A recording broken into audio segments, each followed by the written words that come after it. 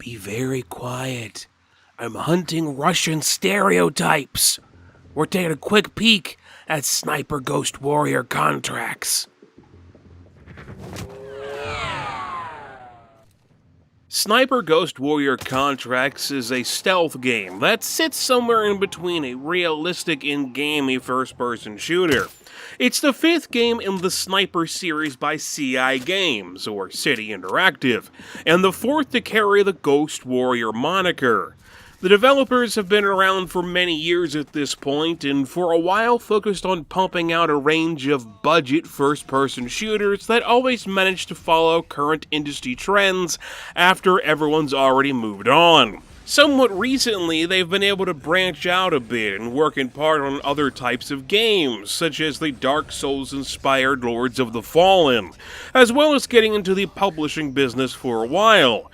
But they always seem to come back to FPS games. CI's managed to build a bit of a reputation for themselves for releasing somewhat buggy and bog-standard titles, but something about their sniper games have really seemed to resonate with the shooter audience.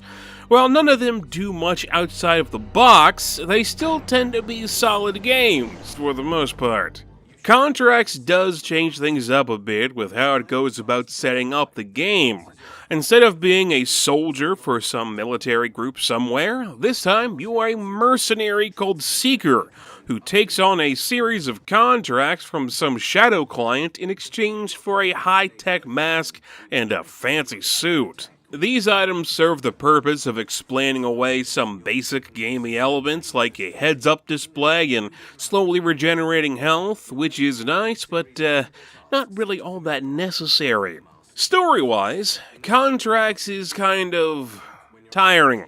Let me summarize it for you. Siberia, Siberia, Siberia, Siberia, Khrushchev, Siberia, Siberia, Siberia, and Siberia. Basically, there's some guy doing bad things, and you need to shoot him and the people who work for him. Oh, and it all happens in Siberia. The campaign is broken up into rather sizable levels that really let you go just about anywhere you want.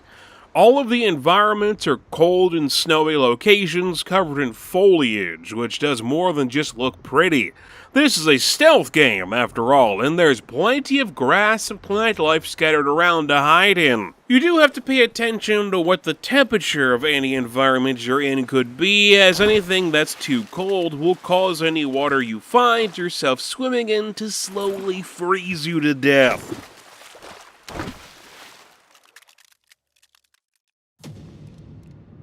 You aren't the only one in these environments, as they are sometimes literally crawling with guards.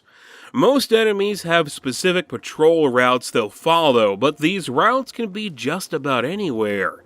It's always good to keep both your ears and eyes open so you aren't caught off guard, and there's a few built-in mechanics to make staying invisible a little bit easier. Your high-tech mask will let you know how visible you are to enemies, or if someone is starting to spot you and what direction they are in. The thing comes with built-in binoculars as well as the ability to scan nearby areas to see if there's anything interesting around that you can possibly use to your advantage. While you can go around guns blazing, it's not very advised. Enemies come in a few different flavors, and all of them are well equipped to quickly put you down.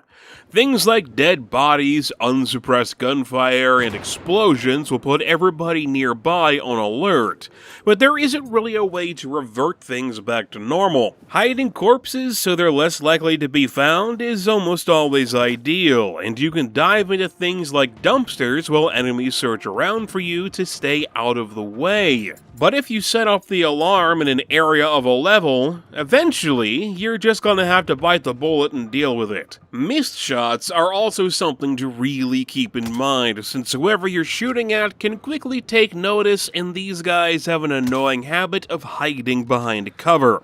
Sniper Ghost Warrior is in an odd spot with its shooting, since ballistics are more in-depth than your basic FPS, but not exactly what I'd call hyper-realistic.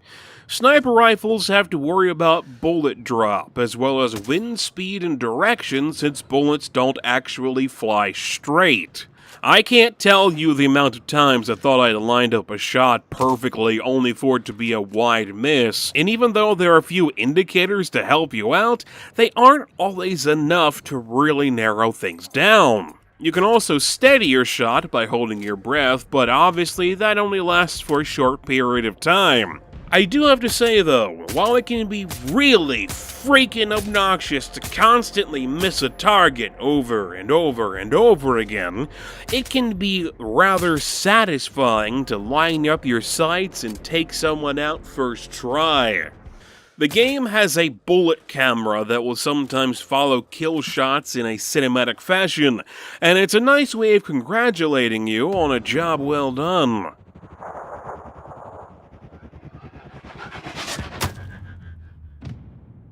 While shooting, especially from a long range, is the safest way to deal with enemies, it's not the only way. The game has a takedown move that can be used in close quarters, as well as an option to interrogate guards.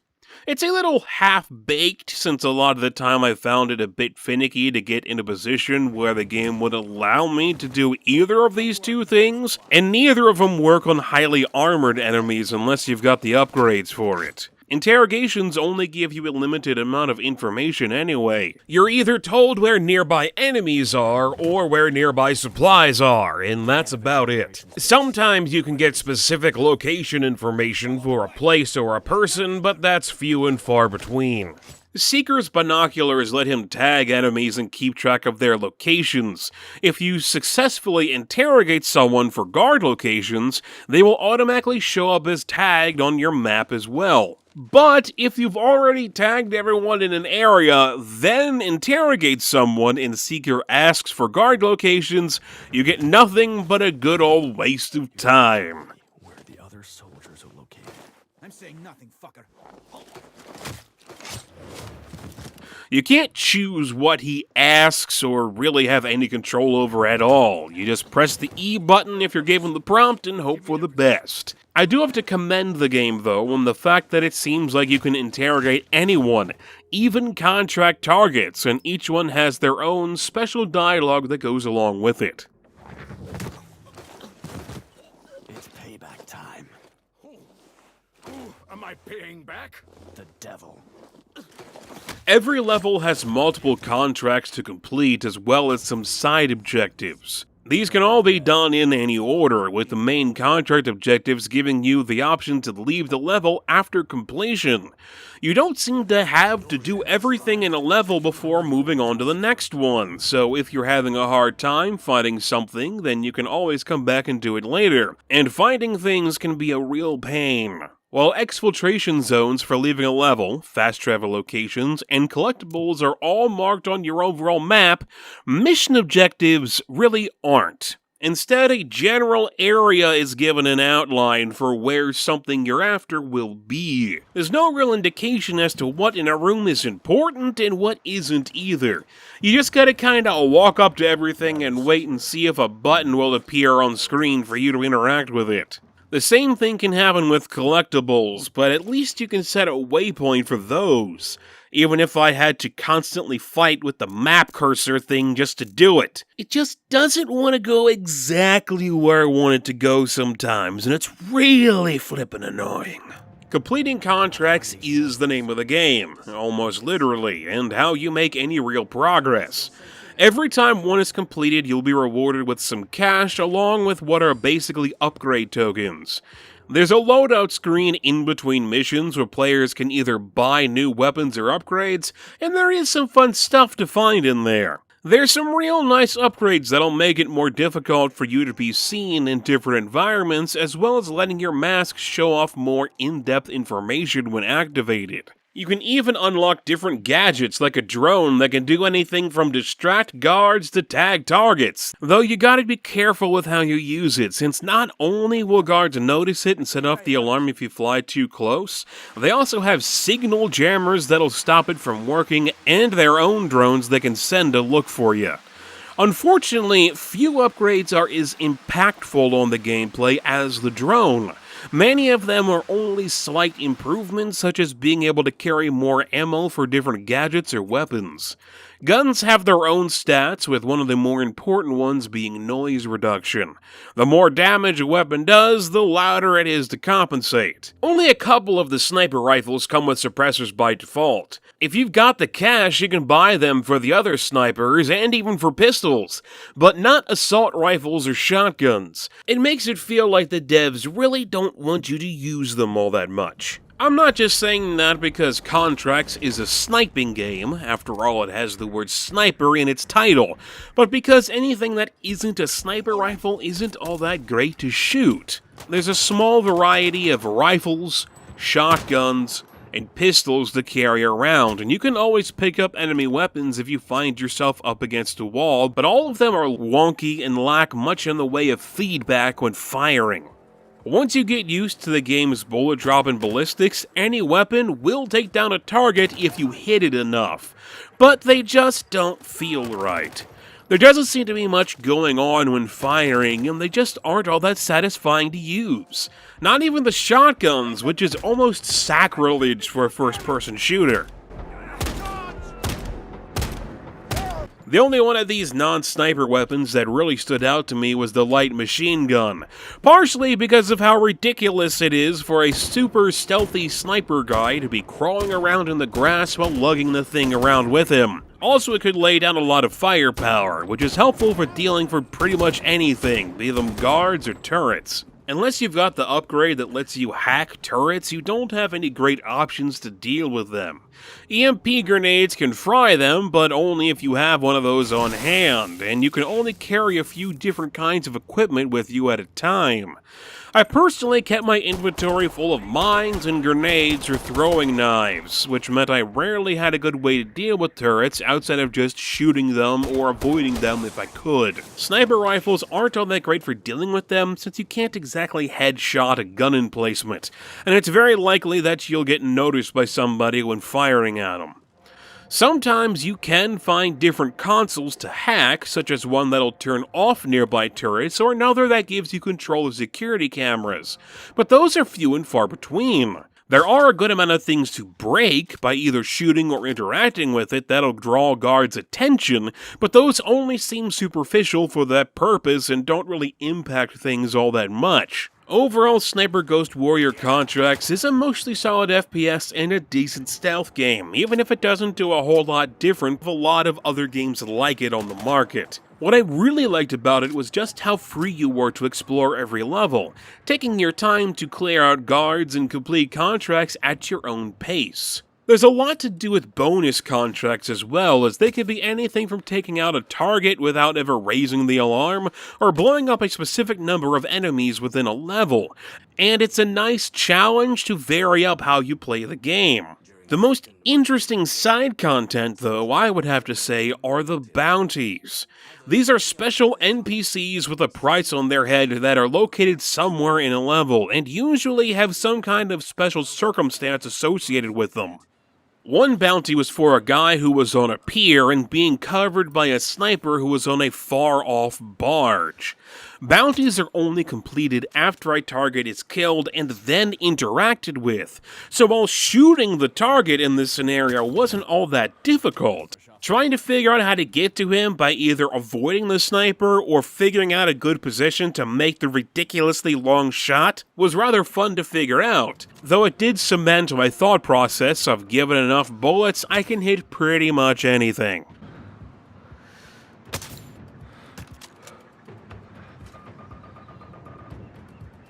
I never knew what I'd be up against for these bounties, and it's a shame that there really aren't that many of them.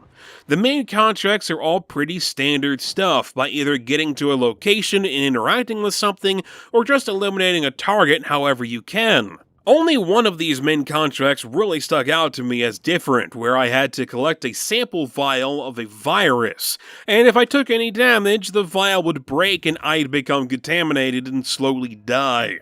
Well, there was one other one that stood out to me, but not for a good reason. At one point I had to place explosives inside an icebreaker ship, and after doing so, the Shadow client told me on the radio to get to a safe distance and they set it off. Sadly, that doesn't actually happen, and I was a bit disappointed that I didn't get to see an explosion after going through all the work to place the bombs in the first place. It was a real disappointment. Contracts also has a bit of an issue with bugs and glitches. Dead bodies of enemies have a nasty habit of flailing around for absolutely no reason, and it's kind of hilarious. Enemies can also sometimes get stuck in a loop of going in and out of cover and becoming alerted and not alerted at the same time. I've also managed to go through different parts of the environment during the interrogation animation, since it doesn't take your surroundings into account, and I've come across a couple of guards who were stuck endlessly walking into walls. There was also a point where the game kind of broke on me once, where I got stuck in the getting out of water animation, where the camera went crazy and I just couldn't do anything but sit and wait to freeze to death.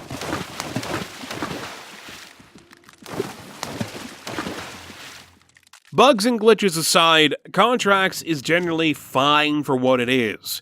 Whether or not you'll enjoy your time with the game really depends on how well you get along with its shooting mechanics. After putting a good amount of time into it, I personally still have issues hitting what I want to hit, and it can quickly become frustrating to deal with. I can easily see people being put off with the ballistics regardless of how the rest of the game may be. Still, I found it enjoyable enough to sneak around enemies while coming up with different plans of attack and finding new angles to snipe from. If you've played the Sniper series before, then you may enjoy Contracts at least a bit. But if you're not interested in realistic ballistics, then you may want to give this game a pass. Thanks for watching. Please let me know what you think of the game or this video in the comments section. I've been Mega Pie Man, and I'll talk to you guys later.